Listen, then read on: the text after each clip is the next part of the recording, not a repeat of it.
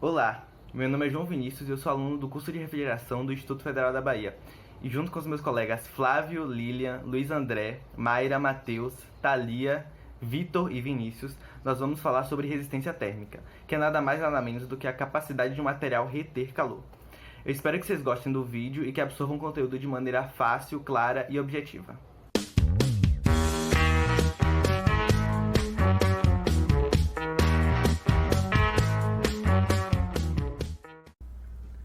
Bom, a principal característica de um isolante é a sua capacidade de reduzir a troca de calor entre a área que se encontra a uma temperatura mais alta e a área que se encontra a uma temperatura mais baixa.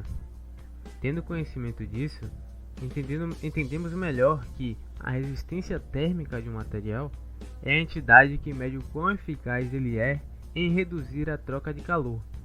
Quanto maior for a resistência térmica, melhor é o isolante térmico. Para entendermos a fórmula a seguir, considere duas regiões que se encontram a temperaturas diferentes, uma quente e uma fria. Ao colocar um objeto entre essas regiões, um fluxo de calor Q vai se estabelecer depois de um tempo. Entendendo isso, temos que a resistência térmica é igual à variação de temperatura, uma quente e uma fria, sobre o fluxo de calor. Os materiais isolantes térmicos funcionam porque fazem com que o fluxo de calor seja pequeno. A unidade de resistência térmica, como pode ser vista, pode ser Kelvin por watts ou graus Celsius por watts. O fluxo de calor citado é a quantidade e rapidez com que o calor é transferido entre dois corpos. Alguns materiais apresentam grande capacidade de transferência de calor. Por isso, dizemos que são bons condutores de calor, já que são capazes de dissipá-los mais rapidamente. Já os materiais isolantes térmicos possuem um fluxo de calor pequeno. O fluxo de calor, que é definido em função de uma constante K, é medido em watts, de acordo com o Sistema Internacional de Unidades, mas também pode ser medido em calorias por segundo. Esse fluxo de energia é proporcional à diferença de temperatura entre dois pontos de um corpo e corresponde à quantidade de energia que flui na forma de calor a cada metro quadrado de superfície durante um intervalo de tempo de 1 segundo. A fórmula utilizada para o cálculo do fluxo de calor, também conhecida como Lei de Fourier, é a seguinte: o fluxo de calor é igual ao coeficiente de condutividade térmica vezes a área em metros quadrados ou centímetros quadrados, vezes a variação de temperatura em Kelvin ou graus Celsius sobre a espessura do material. O coeficiente de condutividade térmica, K, citado na fórmula, é o que realmente determina se um corpo é ou não um bom condutor de calor. Esse coeficiente diz respeito a um grande número de propriedades na matéria, como a temperatura, estado físico, pureza, densidade e etc. O que são condutores térmicos? Os bons condutores térmicos são aqueles materiais que têm uma grande facilidade de transferir energia térmica. Eles têm um arranjo atômico ou molecular que tem a propriedade de transferir calor para os átomos e moléculas de suas proximidades, até que o objeto entre totalmente em equilíbrio térmico. A condução térmica, também chamada de difusão térmica, é um tipo de propagação de calor que acontece no meio material por causa das agitações moleculares. Esse calor, essa troca de energia, ocorre entre dois corpos.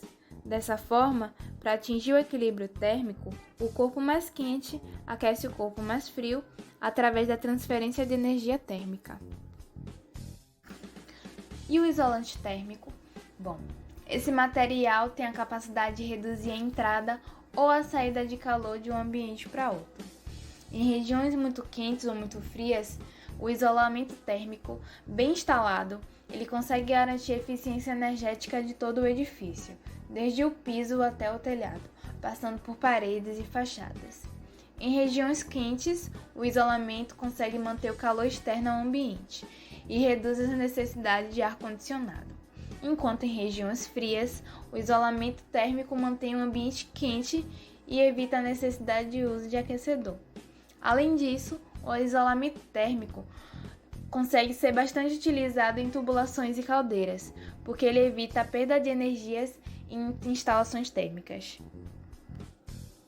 A propriedade física que quantifica o quanto um corpo pode conduzir calor é a condutibilidade térmica.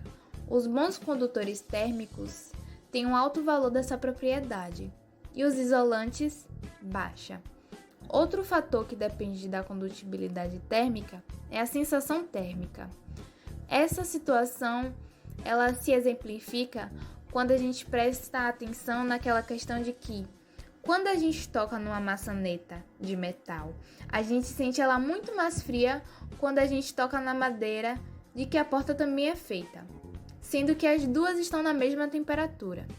Essa sensação térmica de frio acontece porque a maçaneta tem uma condutibilidade térmica muito maior do que a madeira.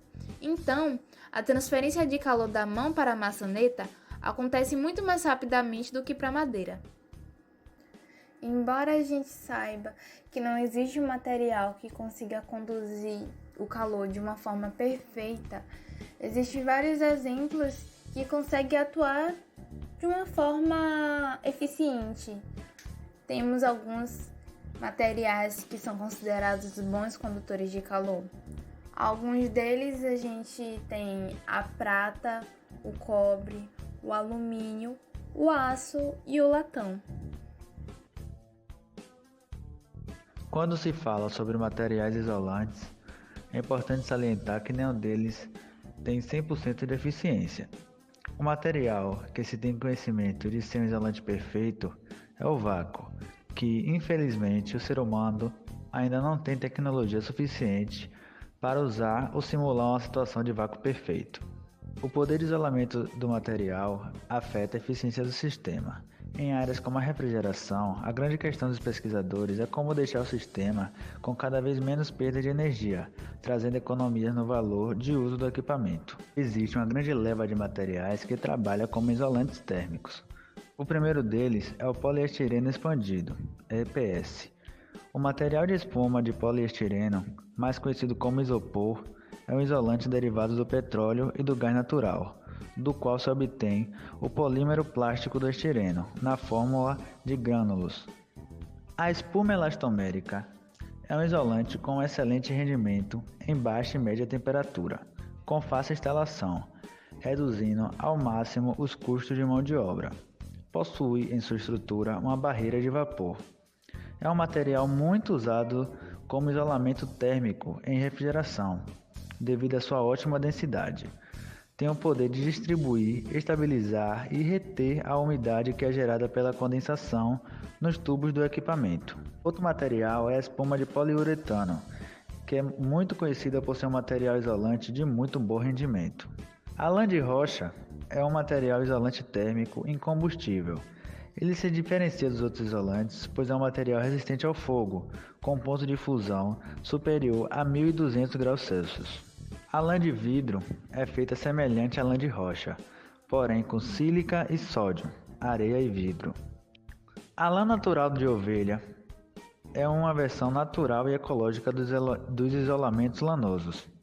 Diferente da lã de rocha ou lã de vidro, ela é obtida de forma natural e não necessita, obviamente, de tratamento em altas temperaturas. É muito resistente e um regulador de umidade muito eficiente, fato que contribui enormemente no conforto no interior das edificações. É importante salientar que materiais encontrados facilmente na natureza também são ótimos isolantes. Como exemplo, temos a madeira e o ar. Materiais condutores de calor podem ser utilizados no aquecimento e resfriamento de ambientes, no condicionamento de ar, na produção de energia, na recuperação de calor e no processo químico. Os trocadores de calor do tipo tubular constituem a grande gama dos equipamentos de transferência de calor. Os mais comuns são os trocadores de calor, em que um fluido se encontra separado do outro por meio de uma parede, onde a transferência de calor acontece. Existem várias formas desses equipamentos, variando do simples tubo dentro do outro até condensadores e evaporadores de superfície complexa. Existe um vasto conjunto de trocadores de calor tubulares, Essas unidades são largamente utilizadas devido à possibilidade de serem construídas com grande superfície de transferência em um volume relativamente pequeno, além de possibilitar a fabricação por ligas metálicas resistentes à corrosão e são apropriadas para aquecimento, resfriamento, evaporação ou condensação de qualquer fluido. Quanto à utilização desses trocadores de calor, podemos classificá-los como aquecedor, condensador, gerador de vapor, permutador, refervedor, refrigerador, resfriador, superaquecedor e vaporizador. Podemos também caracterizar outros trocadores pela construção. Eles podem ser do tipo casque-tubo, tubo duplo, serpentina, trocador de placas, resfriadores de ar, rotativos regenerativos, economizadores ou especiais. Estes últimos que seriam trocadores com estrutura diferente de todos os outros citados. O uso do isolante térmico é muito comum em revestimento de portas, turbinas, tubulações com alta temperatura e em vedações de expansão. Também são muito utilizados em indústrias petroquímicas, no revestimento de reatores, na indústria cerâmica atuando em fornos de calcinação, estufas e na construção civil como revestimento de telhados, pisos e paredes.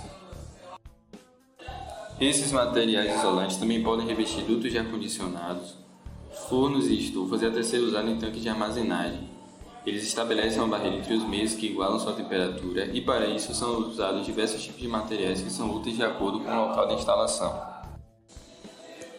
Quando há instalações industriais compostas por um isolamento térmico, o uso de energia é bem menor, visto que não há perda de temperatura e não é necessário um gasto maior para manter a temperatura dos processos industriais.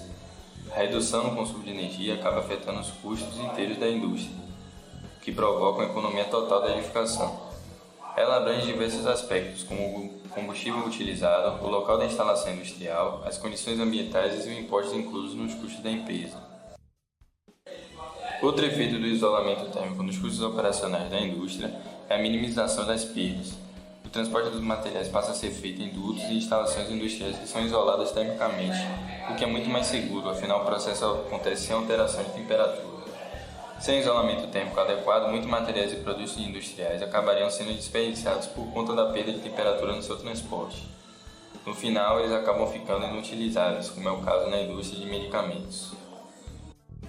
Só saindo um pouco do ambiente industrial e indo mais para o cotidiano, condutores térmicos também são utilizados na produção de panelas, grelhas, espetos de churrasco, aquecedores de toalhas, ferros de passar roupa, chapinhas para alisar cabelo e etc.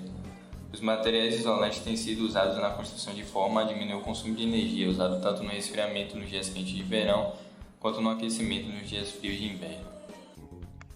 Depois de todas essas informações, chegou a hora de fazermos algumas questões para que nosso conhecimento possa se fixar.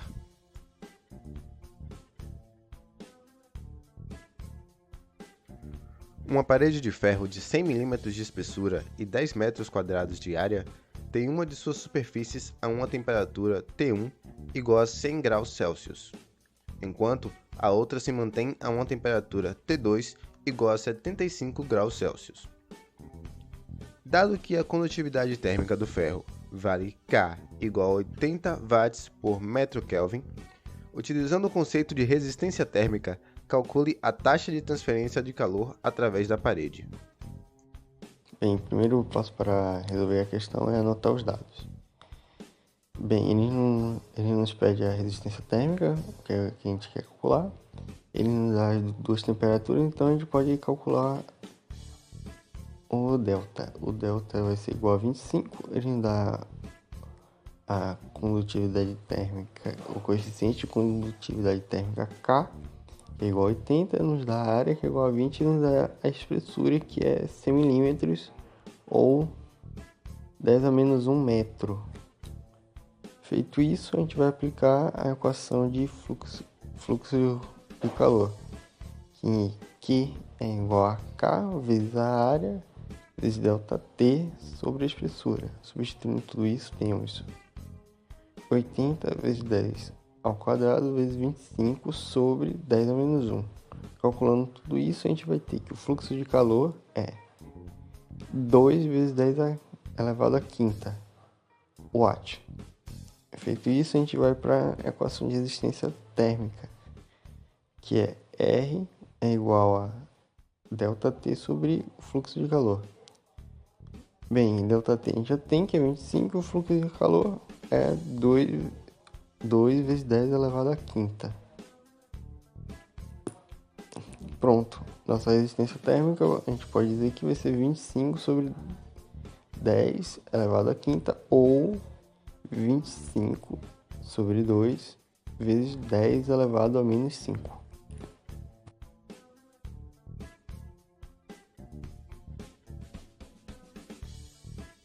É muito comum o amplo uso de aparelhos de ar-condicionado durante o verão intenso do Recife. Nessa cidade, uma residência possui uma parede de área 40 metros quadrados e espessura 20 centímetros, separando o ambiente interior do exterior. Se a temperatura externa é de 33 graus Celsius e deseja-se manter a interna igual a 23 graus Celsius, qual será o gasto por hora de aparelho ligado, considerando-se apenas essa parede separadora? Dados: a condutividade térmica da parede é igual a 1,5 vezes 10 elevado a menos 3 kW por metro Kelvin. E o custo de energia elétrica em kWh é de 60 centavos. Alternativa A, 30 centavos. Alternativa B, 90 centavos. Alternativa C, R$ 1,20. Alternativa D, R$ 1,50.